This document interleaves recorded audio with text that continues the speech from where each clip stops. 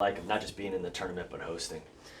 Well, I mean, it's something that this team has worked extremely hard for. It's something that we've been working hard for a long time. I mean, this is what you coach for. It's what you play for, is to put yourself in these type of opportunities. I think for me, it's it's realized when you're getting texts and calls from Team One that we had, in our first year, those kids, and how excited that they are for us and our current team. I just keep reminding them that they're the ones who got this thing going, and they should be enjoying this, and they should be here. They should be feeling the excitement because they started this, and that's what it's all about. And we're not.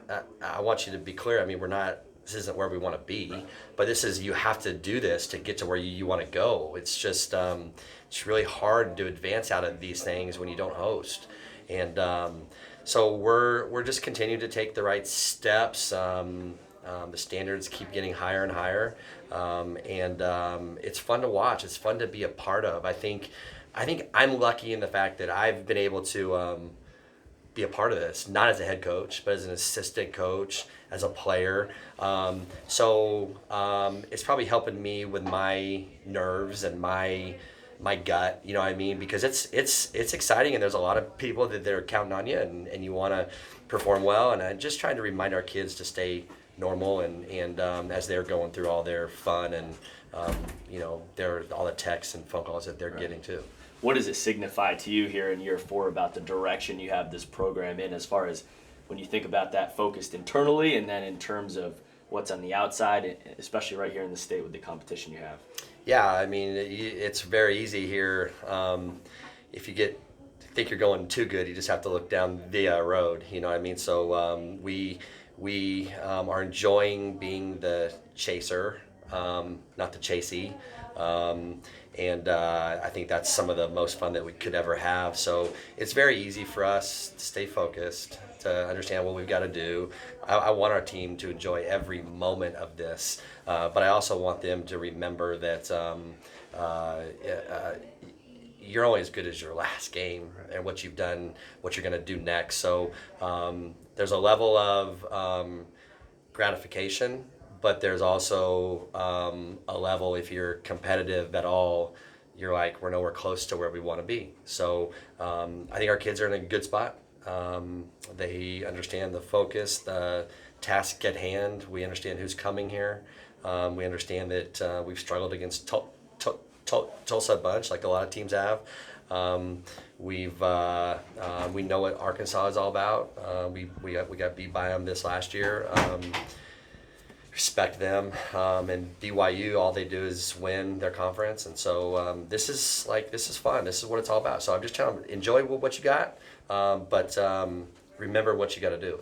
What are the biggest? You said it's, I think you alluded to it being an advantage, obviously, to be hosting. What is the biggest advantage in your mind, and even still, how important is it to win that first game?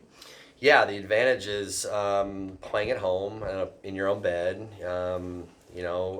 Used to the weather, whatever it is, used to your own fans. It's nice to hear the familiar, the PA announcer calling your name. You know that there's a comfort, right? I mean, and so all that stuff just plays in. So it's normal, and anytime you can just continue the normalcy of your day-to-day life, to me, it's a help. So we play very well at home. We're under control here, and I think that's the biggest benefit to that. From an execution standpoint, I know that your ball club has had some ability to have some clutch moments this year. Is that it, or what is the one thing that maybe you'll be saying, hey, we need to do this to get to the World Series? I think when we beat Kentucky in the first tournament of the year in that walk-off home run, I think it was like the last building moment for us. That's one of the things that we hadn't done here, was have like a walk-off big time home run like that. We had some moments where we'd come back and won, but that was a big moment for us against a top 10 team at the time. I think we were able to go. That gave me some good feelings about, okay, we finally taken that step. Top 10 team, you're down late, you beat them. Now it's like, now we have to figure out how to maintain this the whole year. Don't let this one moment. This wasn't what we're shooting for. We're still, the prize is way ahead of us. So I'm very proud of the way our maturity has come along. And we've been able to handle things and maintain good play, win games even when we haven't played well. That's what we haven't done in my first years. If we didn't play well, we didn't win. Now we're able to play average at times and still win. We can't do that this weekend. My thing to the team has been play your best. Just execute. Just take care of what you do. Don't worry about anybody else. Some of you are going to struggle this weekend. Some of you are going to go crazy. So just let's ride the waves. Let's don't get too up, too down. We're going to have some adversity that'll hit us at some point. And how we handle that is how we will play. And finally, is there something that you would be able to point out that makes this team special and gives it a chance to have a special run? I think I would say genuine love for each other. Like it's real. It's not lip service when they tell you that they care about each other. They care. And I think as a coaching staff, we're able to kind of sit back here and watch it, see it. And I think that's what this team has. We're talented, but we genuinely are all pushing for whoever's up, who's ever pitching, who's ever fielding. We're cheering for that person at that time to do their job. Overall, that first game, mentioned Sunday, you're going to be going home and watch BYU tape. What have you seen from them this year? Yeah, good, solid team. Played well early, then struggled a bit, and then obviously played well in their conference. They are a team that is a great example of consistency. I mean, they win their league every year. I think they're solid in this circle. I've got a couple hitters that have had some nice years. They know how to play. They know how to win. Even in maybe a year where they don't have the dominating arms as they've had in the past, they're still winning games and winning them in their conference. And so we all know conference play, I don't care what conference that you're in, it's hard to win your league. It's hard. And they do it every year. So they're a team that's been tested. They're not going to be afraid of this moment, of this crowd that'll be nuts. They're just a team that we're going to have to play well. It's going to be a very important first game, which all first games are, but I can assure you our team has been told that they are really good and they are not afraid of you. They are tested, and they will come in here and beat you if you do not play well. This first game is so important, like you mentioned. How do you want to set the tone, in front of your home crowd and the national TV, for this hopefully a World Series run for you?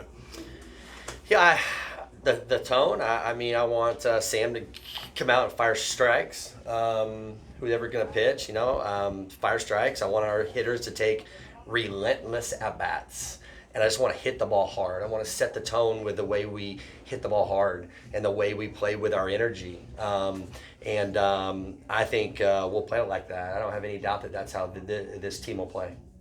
With these multi-team events, how much time do you divvy up scouting? Is it all mainly on the game one team, and then you just go from there? How does that work? Well, I think we watch a lot of games. We've watched Arkansas play a bunch, just because they're in our region. We played Tulsa twice. We've seen them play. We have a lot of common opponents. So those two guys we've seen. We've got a lot of video on. We record games here always, so we've got them in our database, and now we're taking them apart. We're cutting them up and doing all that kind of stuff. BYU's the one that we don't know as much about, so we've been investing a little bit more time there, obviously, because they're our first game and most important game of the whole year, like the next game is. So we've been diving into them. I really watched my first games last night, watched a couple of them.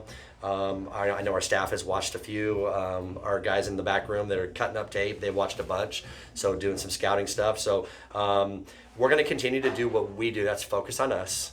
Make sure our kids are ready to play, to perform, and be well enough versed on them that we can help our kids. But we're not going to overindulge our kids in too much information. I think when you do that, you take away from what got you here, and that's just playing well. What's made Tulsa a tough team? very well coached, and they're pitching. Offensively, they just keep swinging. They're aggressive. They just continue to fight. They give us more grief than anybody that I've played in my time here. John can really coach. He can really coach pitching. Their hitters are tough, and I'm not saying they don't coach them too. They just their pitching is what keeps them in games. So we know that they give us fits always. I love playing them. I will try to play John as much as I can because I know what we're gonna get. It's what we need. We got to be challenged. But their pitching is what keeps them in games. It always has. It always will as long as John's there. He's tremendous at what he does. Anything else, guys?